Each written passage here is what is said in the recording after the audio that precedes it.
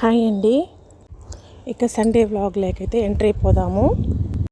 ఇక ఈరోజు మార్నింగ్ మార్కెట్కి వెళ్ళేసి వెజిటబుల్స్ అన్నీ తీసుకొచ్చేసామండి. టొమాటోస్ అయితే 2 kgs తెచ్చేసానండి.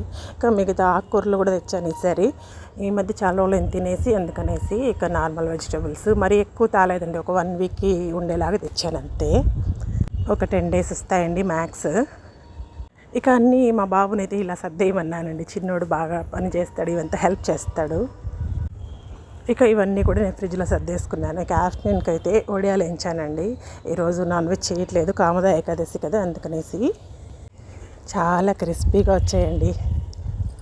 చాలా రోజులైంది వేయించి. చిన్నోడికి బాగా ఇష్టము. ఇక పప్పు చేసేసాను, కొద్దిగా పాలకూర వేసి పప్పు చేసేసాను.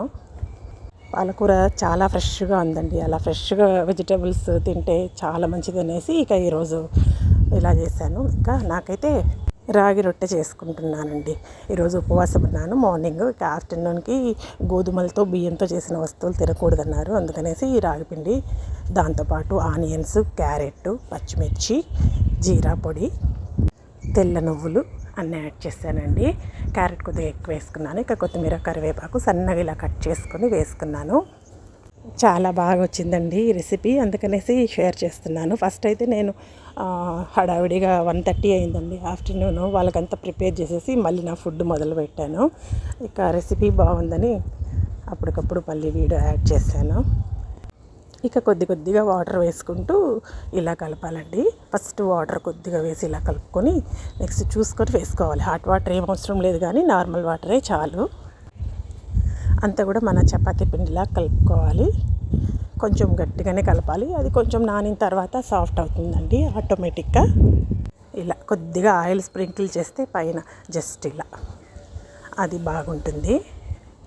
ఒక 5 minutes నానితే సరిపోతుందండి. నేనైతే ఎక్కువ టైం కూడా లేదు కదా, 5 minutes నానబెట్టాను. ఇలా చూడండి సాఫ్ట్గా ఇలా బాల్స్ చేసుకొని ఇలా పేపర్ పాలిథిన్ కవర్ కానీ ఇలా షీట్ కానీ యూజ్ చేసేసి దాన్ని స్ప్రెడ్ చేయాలి.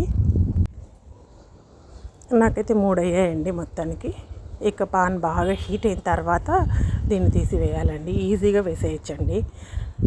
నేను ఒక చేత్తో చేస్తున్నాను కాబట్టి ఆ ప్రొసీజర్ అయితే మీకు చూపించలేదు. ఒక చేత్తో షీట్ పట్టుకొని ఒక చేత్తో ఇలా అంటే వచ్చేస్తుంది అంతే. నెక్స్ట్ దానికి మాత్రం ఇలా ఆయిల్ స్ప్రింకిల్ చేసి స్ప్రెడ్ చేయండి, లేదంటే బాగా స్టిక్ అవుతుంది. ఇంకొక బాల్ చేసి చూపిస్తాను చూడండి. చాలా సాఫ్ట్గా వస్తుందండి. ఇవి యాక్చువల్గా స్ప్రౌటెడ్ రాగి ఫ్లోర్ అయినా కూడా నాకు చాలా బాగా వచ్చింది. నార్మల్ రాగి ఫ్లోర్ యూస్ చేసినా సరిపోతుందండి. వెజిటబుల్స్ ఎంత ఎక్కువ వేసుకుంటే అంత మంచిదండి. గార్లిక్ కూడా వేసుకోవచ్చు కావాలంటే.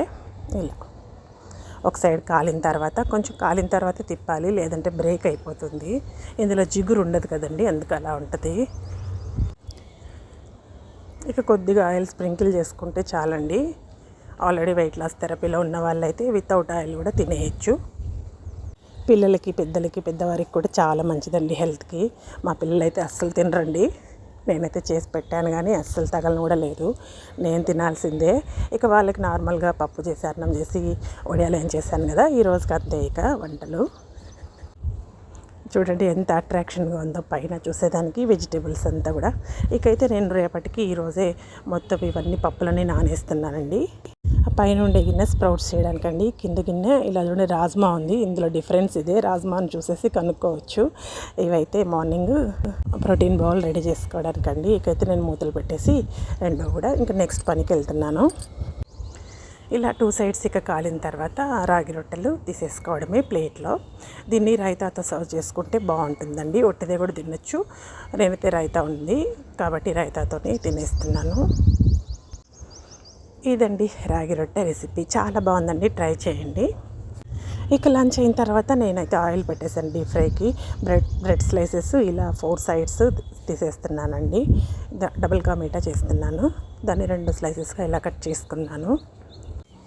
ఈ డబుల్ కా మీఠాకి మనం ఆయిల్ అయినా యూస్ చేయొచ్చు, గీ అయినా యూస్ చేయొచ్చు. నేనైతే ఆయిలే పెట్టేశానండి. కొద్దిగా లాస్ట్లో పాకంలో గీ వేసుకుంటాను చాలు. ఈ విధంగా 2 slices వేసుకొని 2 sides బాగా డీప్ ఫ్రై చేసుకోవాలండి. రెడ్డిష్ కావాలి, రెడ్డిష్ బ్రౌను. మనకి ఎన్ని పీసెస్ కావాలంటే అన్ని చేసుకోవచ్చండి. అయితే ఒక 10 slices చేశానండి. ఇదైతే వీట్ బ్రెడ్ అండి. వీట్ బ్రెడ్ బాగుంటుంది అని తీసుకున్నాను. బ్రౌన్ బ్రెడ్ మరీ కష్టం అండి, అది చాలా క్రిస్పీగా ఉంటుంది. ఈ విధంగా మొత్తం అన్నీ ఫ్రై చేసి తీసుకోవాలండి పక్కన ప్లేట్లోకి. ఇక తర్వాత ఆయిల్లో జీడిపప్పులు కొన్ని ఫ్రై చేసుకుంటున్నానండి. స్వీట్లో లాస్ట్లో వేస్తే జీడిపప్పు బాగుంటుంది. జీడిపప్పు బాదం కూడా వేసుకోవచ్చు, డ్రై ఫ్రూట్స్ ఏవైనా వేసుకోవచ్చు. మా పిల్లలు ఇష్టంగానే తింటారండి డబుల్ కా మీఠా. ఇక పాలైతే కాంచి చల్లార్చానండి. ఇక దాంట్లో మనం చక్కెర పాకం ఆల్రెడీ చేసి పెట్టుకొని దాన్ని యాడ్ చేసుకోవాలండి.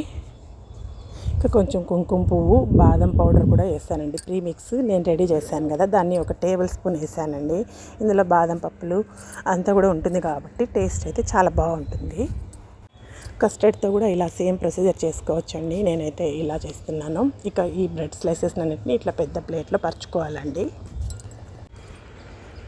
ఇలా అన్ని పరుచుకున్న తర్వాత దానిపైన కొద్దిగా వేడిగా ఉన్నప్పుడే మనం తయారు చేసుకున్న మిల్క్ మిక్చరు యాడ్ చేయాలి. పాలు బాగా చిక్కనివి తీసుకుంటే చాలా బాగా చిక్కగా వస్తుందండి. నేనైతే పాలు కొంచెం పలచగా ఉన్నాయి, కానీ టేస్ట్ అయితే ఓవరాల్గా చాలా బాగుంది. ఇలా అంతా పౌర్ చేసిన తర్వాత దీన్ని కొంతసేపు ఒక 2 minutes నానబెడితే సరిపోతుందండి అంతా. ఇక దీనిపైన మనం ఫ్రై చేసి పెట్టుకున్న కిస్మిస్ అయితే వేయలేదండి. కిస్మిస్ కూడా కావాలంటే వేసుకోవచ్చు. క్యాష్యూస్ వేస్తున్నాను. ఇవంతా కూడా వేసుకోవాలండి. అంతే అండి, tasty double ka meetha ready అయిపోయిందండి. ఇక దీన్ని ఒకసారి అయితే టేస్ట్ చూద్దాము. ఒక క్యాష్యూ తీసేసుకొని ఇక ఇలా కొద్దిగా పీస్ తీసుకొని ఈ రెండు కాంబినేషనే చాలా బాగుంటుందండి. సూపర్గా ఉంది. ఇక దీన్ని సర్వింగ్కి ఈ విధంగా బౌల్ తీసేసుకుందామండి.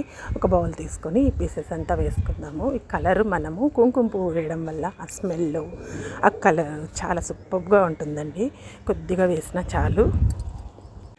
మనకు రెస్టారెంట్లో చేస్తే ఎలా ఉంటుందో అట్రాక్టివ్గా అలాగే ఉంటుందండి. అంటే ఇలా అన్నీ తీసేసుకున్నామండి. ఇక దీనిపైన మిగిలిన మిక్చర్ ఉంది కదా, మిల్క్ మిక్చర్, అదంతా పోర్ చేసేసుకోవాలి. మిల్క్ మిక్చర్ కొద్దిగా మిగిలేటట్లే చూసుకోవాలండి. అది ఉంటేనే ఆ టేస్ట్ బాగుంటుంది. మరి మొత్తం పీల్చేసింది అనుకోండి చాలా గట్టిగా డ్రైగా అయిపోతాయి బ్రెడ్ స్లైసెస్.